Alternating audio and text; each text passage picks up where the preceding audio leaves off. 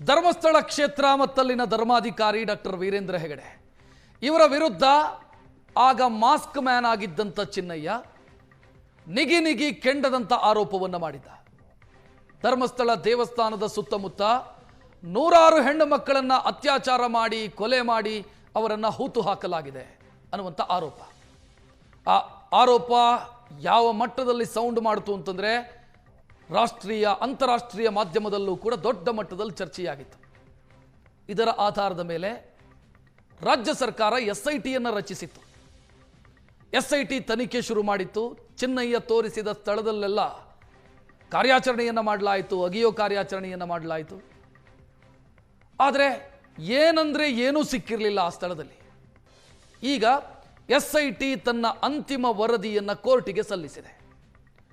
SIT ಸಲ್ಲಿಸಿರುವಂಥ ಅಂತಿಮ ವರದಿಯಲ್ಲಿ ಸ್ಪಷ್ಟವಾಗಿ ಉಲ್ಲೇಖಿಸಲಾಗಿದೆ, ಚಿನ್ನಯ್ಯ ಮಾಡಿರುವಂಥ ಆರೋಪ ಸುಳ್ಳು, ಈ ಕೇಸ್ನಲ್ಲಿ ಯಾವುದೇ ಹುರುಳಿಲ್ಲ ಅನ್ನೋದನ್ನ SIT ತನ್ನ ಅಂತಿಮ ವರದಿಯಲ್ಲಿ ಕೋರ್ಟಿಗೆ ಸಲ್ಲಿಸಿದೆ.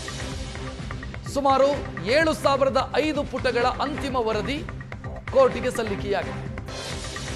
255 ಸಾಕ್ಷಿಗಳ ಹೇಳಿಕೆಯನ್ನು ಒಳಗೊಂಡಂತ ಹಾರ್ಡ್ ಡಿಸ್ಕ್ ಸಮೇತ ವರದಿ ಕೋರ್ಟಿಗೆ ಸಲ್ಲಿಕೆಯಾಗಿರುವುದು. ಮಧ್ಯಂತರ ವರದಿ ಸಲ್ಲಿಕೆಯಾಗಿತ್ತು, ಈಗ ಅಂತಿಮ ವರದಿ ಸಲ್ಲಿಕೆಯಾಗಿದೆ. ಬುರುಡೆ, ಅಸ್ಥಿಪಂಜರ, ಮೊಬೈಲು, ಇತರೆ ದಾಖಲೆಗಳ FSL ವರದಿ SIT ಸಲ್ಲಿಸಿರೋದು. SIT ವರದಿಯಲ್ಲಿ ಒಂದಿಷ್ಟು ವಿಚಾರಗಳು ಸ್ಪಷ್ಟ ಇದೆ. ಅದು ಯಾವುದು ಅಂತಂದ್ರೆ, ಒಂದು, ಚಿನ್ನಯ್ಯ ಹೇಳಿದ್ದು ಅಪ್ಪಟ ಸುಳ್ಳು, ಹಸಿ ಸುಳ್ಳು.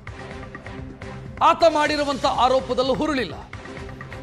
ಮತ್ತು ಧರ್ಮಸ್ಥಳ ಕ್ಷೇತ್ರ ಮತ್ತು ಧರ್ಮಸ್ಥಳದ ಧರ್ಮಾಧಿಕಾರಿಯ ವಿರುದ್ಧ ನಡೆದಂಥ ಸಂಚಿನಲ್ಲಿ ಚಿನ್ನಯ್ಯ ಆರೋಪಿ.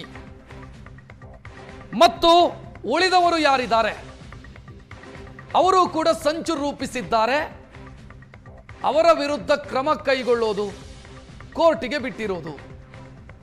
ಕೋರ್ಟ್ ಅವರ ವಿರುದ್ಧ ಕ್ರಮ ಕೈಗೊಳ್ಳೋ ಬಗ್ಗೆ ನಿರ್ಧಾರವನ್ನು ತೆಗೆದುಕೊಳ್ಳಲಿ ಅನ್ನೋದು ಒಟ್ಟು ವರದಿಯ ತಾತ್ಪರ್ಯ. ನೂರಾರು ಹೆಣಗಳನ್ನು ಹೂತು ಹಾಕಲಾಗಿದೆ. ಅದರಲ್ಲಿ ದೊಡ್ಡ ಸಂಖ್ಯೆಯಲ್ಲಿ ಹೆಣ್ಣು ಮಕ್ಕಳು, ಅವರನ್ನು ಅತ್ಯಾಚಾರ ಮಾಡಿ ಹೂತು ಹಾಕಲಾಗಿತ್ತು. ಇದು ದೊಡ್ಡ ಮಟ್ಟದಲ್ಲಿ ಸದ್ದು ಮಾಡಿತ್ತು. ಆ ಕ್ಷೇತ್ರದ ಬಗ್ಗೆ ಅನುಮಾನದ ದೃಷ್ಟಿಯಿಂದ ನೋಡೋ ಪರಿಸ್ಥಿತಿ ನಿರ್ಮಾಣ ಆಗಿತ್ತು.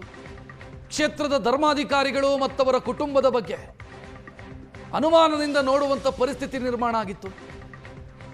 ಸರ್ಕಾರ ಈಗ SIT ರಚಿಸಿದಂಥ ಸರ್ಕಾರ ಈಗೇನು ಮಾಡುತ್ತೆ ಅಂತ ಪ್ರಶ್ನೆ ಇರು. ಎಕ್ಸ್ಕ್ಲೂಸಿವ್ ಡೀಟೇಲ್ಸ್ ಸುವರ್ಣ ನ್ಯೂಸ್ಗೆ ಲಭ್ಯ ಆಗಿದೆ. ಆ ವರದಿಯಲ್ಲಿ ಏನಿದೆ ಅಂತ. ಬೆಳ್ತಂಗಡಿ ಕೋರ್ಟಿಗೆ SIT ಸಲ್ಲಿಸಿದ ಅಂತಿಮ ವರದಿಯಲ್ಲಿ ನಾನು ಈಗ ಹೇಳಿರುವಂಥ ವಿಚಾರವು ಉಲ್ಲೇಖ ಆಗಿದೆ. ನೂರಾರು ಶವಗಳ ಸಮಾಧಿ ಆರೋಪ ಸುಳ್ಳು. SIT ವರದಿ ಸಲ್ಲಿಸಿರೋದು ಚಿನ್ನಯ್ಯನೇ ಧರ್ಮಸ್ಥಳ ಬುರುಡೆ ಪ್ರಕರಣದ ಏಕೈಕ ಆರೋಪಿ. ತಪ್ಪು ಮಾಹಿತಿ ನೀಡಿದ ಆರೋಪದಡಿಯಲ್ಲಿ ಆತನನ್ನು ಆರೋಪಿ ಮಾಡಲಾಯಿತು, ಆತನನ್ನು ಜೈಲಿಗೆ ಕಳಿಸಲಾಯಿತು, ಆತ ಬೇಲ್ನಲ್ಲಿ ಆಚೆ ಬಂದಿದ್ದು ಆಯಿತು, ಮತ್ತು ನಾನು ಯಾರ ಸೂಚನೆಯ ಮೇರೆಗೆ ಇದನ್ನು ಮಾಡಿದೆ ಅಂತ ಆತ ಅರ್ಜಿ ಸಲ್ಲಿಸಿದ್ದು ಆಯಿತು ಕೋರ್ಟಿಗೆ, ಅವರ ವಿರುದ್ಧ ಕ್ರಮ ಕೈಗೊಳ್ಳಿ. ಸೊ ಈಗ SIT ಹೇಳ್ತಾ ಇರೋದು ಉಳಿದ ಆರೋಪಿಗಳು ಯಾರಿದ್ದಾರೆ, ಅದು ಮಹೇಶ್ ಶೆಟ್ಟಿ ತಿಮರೋಡಿ, ಜಯಂತ್ ಟಿ, ವಿಠಲ್ ಗೌಡ, ಸುಜಾತಾ ಭಟ್, ಗಿರೀಶ್ ಮಟ್ಟಣ್ಣನವರ್, ಇವರು ಆ ಸಂಚಿನ ಭಾಗ. ಇವರು ಆ ಸಂಚಿನ ಭಾಗ ಅನ್ನೋದಕ್ಕೆ SITಗೆ ಯಾವುದೇ ಸಾಕ್ಷ್ಯಗಳು ಸಿಕ್ಕಿಲ್ಲ. ಅಂದ್ರೆ ಕ್ರಿಮಿನಲ್ ಕಾನ್ಸ್ಪಿರಸಿ, ಸಮಾನ ಉದ್ದೇಶದಿಂದ ಮಾಡಿರುವಂಥ ದುಷ್ಕೃತ್ಯ ಇದು ಅನ್ನೋದಕ್ಕೆ ಸಾಕ್ಷ್ಯಗಳು ಸಿಕ್ಕಿಲ್ಲ. ಬಟ್ ಇವರು ಸಂಚಿನ ಭಾಗವಾಗಿದ್ದರು. ಕ್ರಮ ಕೈಗೊಳ್ಳೋದು ಕೋರ್ಟ್ ಸೂಚನೆಯ ಮೇರೆಗೆ, ಕೋರ್ಟ್ ಏನು ಹೇಳುತ್ತೋ ಅದರ ಮೇಲೆ ಕ್ರಮ ಆಗತ್ತೆ. ಇದು SITಯ ಒಟ್ಟು ವರದಿಯ ತಾತ್ಪರ್ಯ.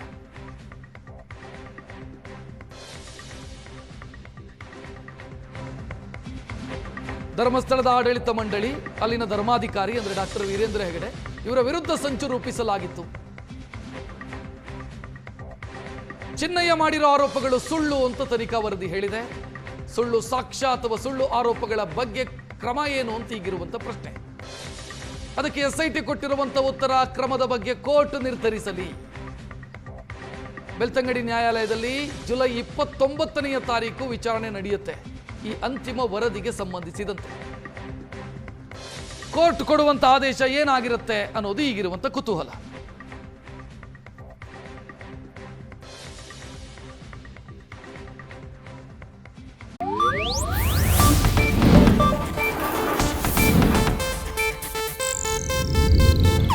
ಇದು ಏಷ್ಯಾನೆಟ್ ನ್ಯೂಸ್ ನೆಟ್ವರ್ಕ್ ಪ್ರಸ್ತುತಿ.